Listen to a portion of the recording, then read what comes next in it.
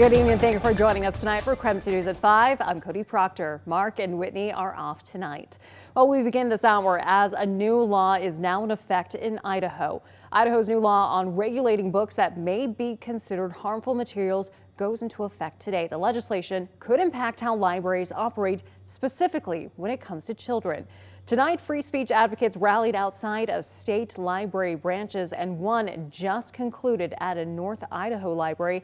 That's where KREM 2's chief journalist Amanda Rowley joins us now live. And what have you seen so far out there, Amanda?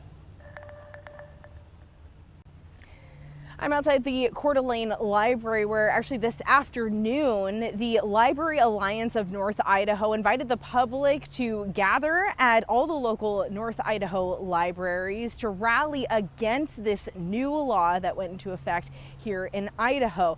First, they gathered right outside the steps of the Coeur d'Alene Library. Some eventually moved to the entrance of the parking lot, where they held up signs saying, "We love our library." Some people drove by honking in support.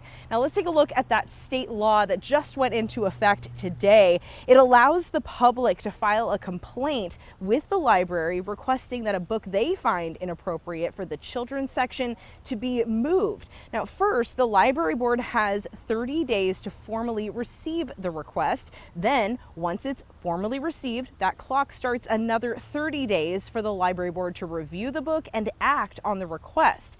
Now, if the book isn't removed, people can sue the library and staff for $250 and other damages.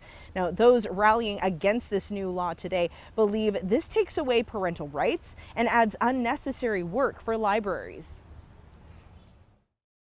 Our hope is that first, that our librarians and our library workers know that we support them and appreciate the work that they do, and we trust them. We trust them to make the decisions about what material should be in our books. Books are the one area where items are reviewed, published, and go through a lot of process, and have restrictions on that is absurd. Now, the law impacts both public libraries as well as those at public and private schools. The Coeur d'Alene Public Library says it made minor changes in preparation for the new law. It says it already had a material review policy, form, and procedure in place, but they modified each of them to match the process now outlined in the new statute. Now, today, the Library Alliance of North Idaho invited those who gathered here outside the library to sign some thank you cards, which they then delivered to the librarians. This wasn't the only demonstration today. There was also gatherings at the Post Falls, Hayden, as well as Spirit Lake libraries as well. Reporting in Coeur d'Alene, Amanda Rowley, KREM 2 News. Amanda, thanks so much. In the meantime, we're also tracking several other new laws in effect today in both Idaho and in Washington. First off, in the Gem State, House Bill 538 says a government entity cannot tell a public employee to call a person by a pronoun contrary to their biological pronouns. And finally, House Bill 406, it makes minimum sentences mandatory for fentanyl dealers who knowingly manufacture, deliver, or possess 4 or more grams of various fentanyl-related substances. Then in Washington, here's a look at some of the new changes happening. First, undocumented immigrants can now receive professional licenses in Washington. This used to require a Social Security number, but now an individual taxpayer identification number can be used on the application. Next up, someone who removes a sexually protective device like a condom or birth control pill without consent may be subject to civil action starting today. A person who wins their case could receive up to $5,000 per violation. And finally, when you renew your car registration, the Department of Licensing must now check for active recalls on your vehicle and let you know if they find one. For more on any of these new laws, you can head to our website, krem.com. All right, let's take a live look outside tonight. Storms have passed, and now we're looking ahead to a week of hot and dry days. So let's check in with Chief Meteorologist Jeremy Legoo tonight. He's been tracking the forecast. Well, it's one of those ones where we go, oh yeah, that's summer, and summer in a really big way. You've got a few clouds right now. Notice that cloud deck. Notice the stark bottom, or the bottom of those clouds, looking just very level across there. That's a sign of some of the layers in our atmosphere. When it comes to our overall atmospheric conditions, we have moisture, we have a trough, and we have colder air aloft, or colder air in the high sky over our heads.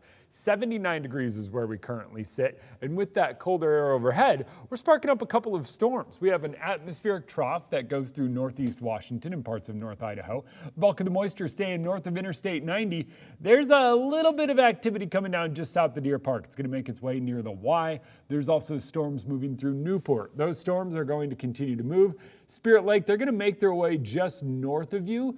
I think if you're in Priest River, expect a few rumbles of thunder and some very heavy rain here shortly. Sandpoint, you're in it a bit longer, but notice all of this winds down the second the sun goes down. Then we're clear. Tomorrow, we'll see a few stray showers in the afternoon, but that is it, and those are off to the north.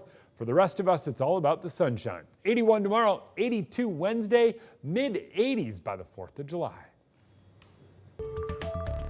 Happening tomorrow, burn restrictions go into effect in several cities across Spokane County. They include the cities of Spokane, Spokane Valley, Cheney, Erie Heights, and Deer Park. Here's what is and is not allowed. First off, backyard fire pits or campfires using chopped firewood and charcoal are not allowed. Also not allowed any open burning of fields and garbage. Now, what is allowed are outdoor chimneys, barbecues, and patio warmers. However, you have to use the proper fuels, which include clean, dry, seasoned firewood, charcoal, and natural or propane gas.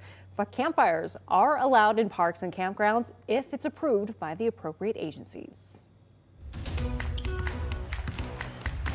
Hoopfest 2024 has come and gone, but take a look at some of these photos that Hoopfest posted of the action in downtown Spokane yesterday. Hundreds of cords spread across all of downtown Spokane. The turnout for both days exceeded, get this, 250,000 people. They'll be back again next year on June 28th and 29th. Mark your calendars.